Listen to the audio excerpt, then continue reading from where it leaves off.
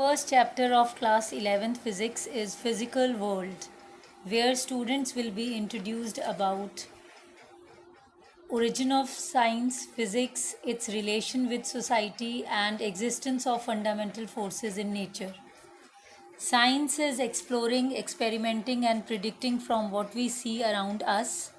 The curiosity to learn about the world, unveiling the secrets of nature is the first step towards the discovery of science. Physics is its basic discipline in the category of natural sciences. It is the study of nature and all natural phenomena. It comes from Greek word whose meaning is nature and its Sanskrit equivalent is bhautiki that refers to study of physical world. The two principal thrusts in physics are unification and reduction. Unification is an attempt to explain diverse physical phenomena in terms of few concepts and laws, where reductionism is the approach to derive the properties of a bigger, more complex systems from the properties of its constituent simpler parts. Scope and excitement of physics. Physics is truly vast. It covers a tremendous range of magnitude involving electrons or protons at one end to the scale of galaxies or even entire universe at other.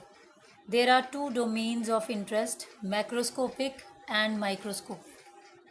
Macroscopic domain includes phenomena at the laboratory, terrestrial and astronomical scales. Macro includes classical physics, whereas the microscopic domain includes atomic, molecular and nuclear phenomena, which includes quantum physics. There are various branches of physics. Sometimes technology gives rise to new physics and at other times physics generate new technologies. Table lists some of the great scientists, their major contributions and country of origin. Now let us discuss the various forces existing in nature. There are four fundamental forces. Number one, gravitational force.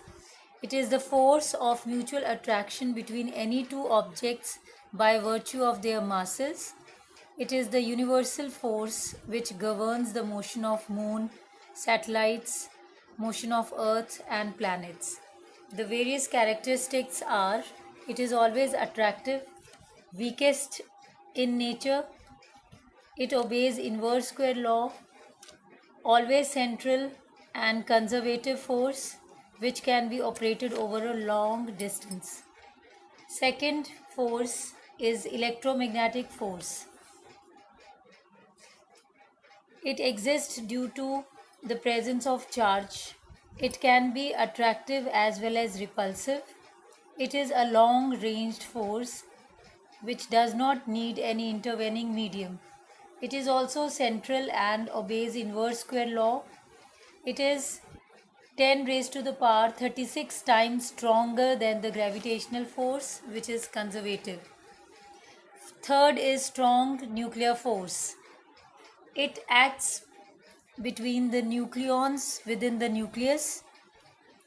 It is the most strongest attractive force existing in the nature.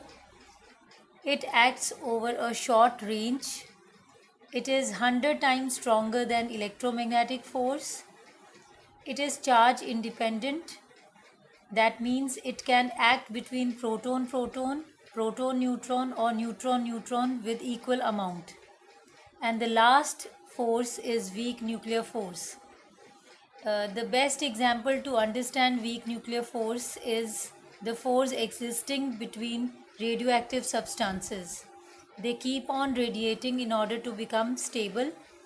Weak nuclear force always act between the electrons and neutrinos inside individual nucleus. It is not as weak as the gravitational force but much weaker than the strong nuclear and electromagnetic force. It is the force that allows protons to turn into neutrons and vice versa through beta decay.